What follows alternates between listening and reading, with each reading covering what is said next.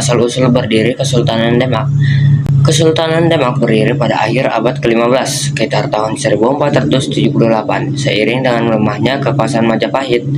Pendiri sekaligus raja pertama Demak adalah Raden Patah. Ia merupakan putra dari Prabu Brawijaya kelima, Raja Majapahit terakhir.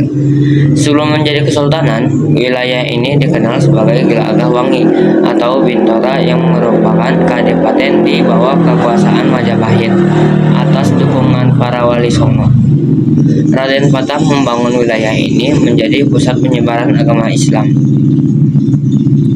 Faktor utama berdirinya Demak secara mandiri adalah konflik internal dan melemahnya otoritas pusat Majapahit yang membuat daerah-daerah pesisir yang sudah memeluk Islam mulai melepaskan dan mendukung Demak sebagai pusat kekuatan baru. Pemerintahan Kesultanan Demak sering disebut monarki teokrasi. Sultan memimpin dan wali songo menasihati.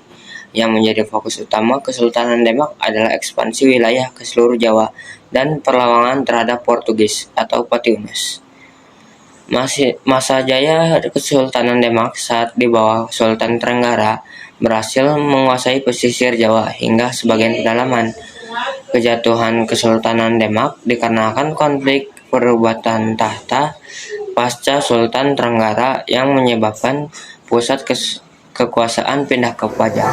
Nah, jadi Kesultanan Demak pada abad ke-16 adalah kerajaan agraris maritim yang makmur, bertumbuh pada perdagangan, beras, dan komoditas ekspor.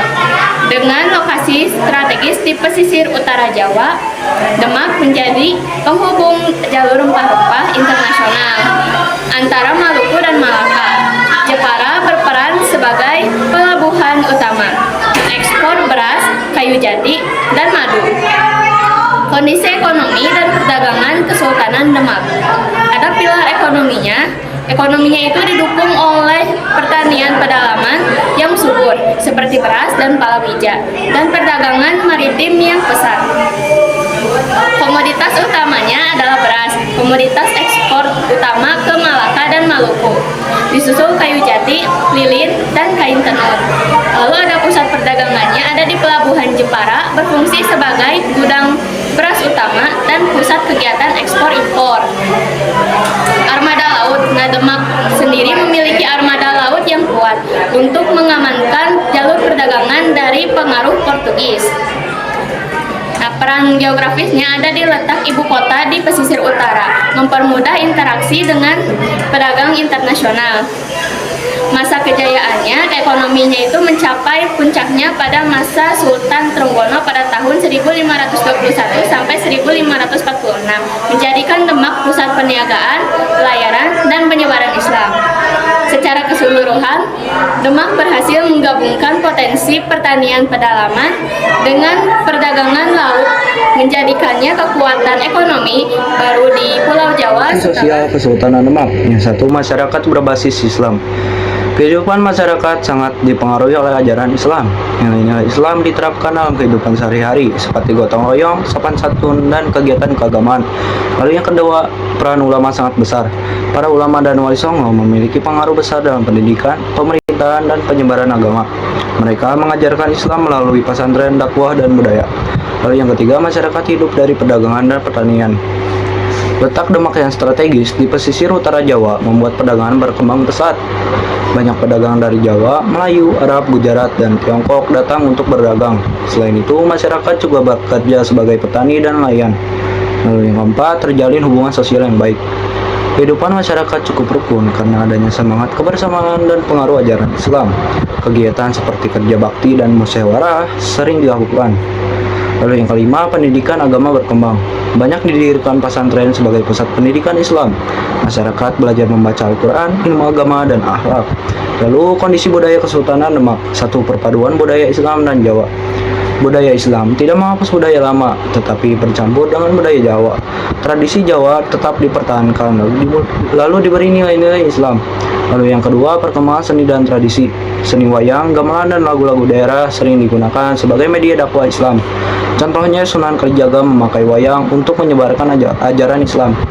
Lalu yang ketiga, pembangunan masjid. Salah satu peninggalan terkenal adalah Masjid Agung Demak yang menjadi pusat ibadah, pendidikan, musyawarah masyarakat. 4. Penggunaan tulisan Arab dan sastra Islam. Tulisan Arab mulai dipakai dalam kitab, surat kerajaan, dan pendidikan agama. Muncul juga karya sastra bernuansa Islam.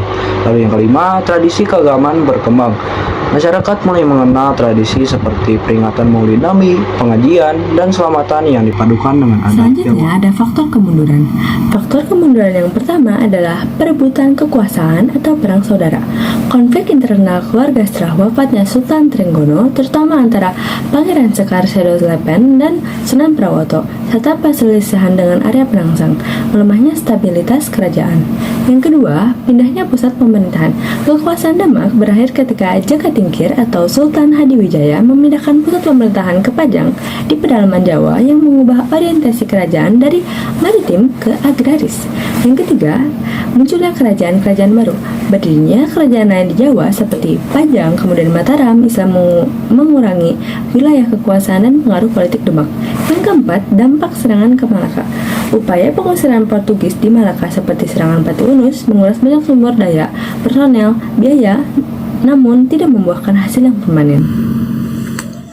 Yang pertama, ada bangunan dan arsitektur. Contoh yang pertama ada Masjid Agung Demak, simbol utama dengan atap tumpang tiga, akulturasi budaya Hindu dan Islam. Selanjutnya ada Soko Guru, 4 tiang utama masjid, termasuk Soko Taltal, susunan serpihan kayu karya Sunan Kalijaga. Selanjutnya ada Pintu Beledeg, pintu ukir legendaris yang dipercaya sebagai penangkal petir. Selanjutnya ada Makam Raja Demak, komplek pemakaman Raden Patah dan keturunannya di area masjid.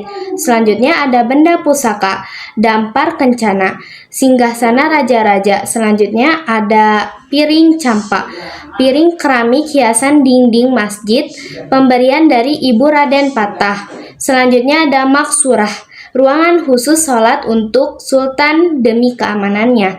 Yang ketiga ada warisan budaya dan tradisi. Yang pertama ada gerebek besar, tradisi tahunan setiap Idul Adha yang masih dilestarikan di Demak. Selanjutnya ada sekaten, penggunaan gamelan untuk dakwah atau syahadatain. Yang selanjutnya ada wayang kulit, adaptasi seni pertunjukan sebagai media penyebaran Islam. Audio Jungle.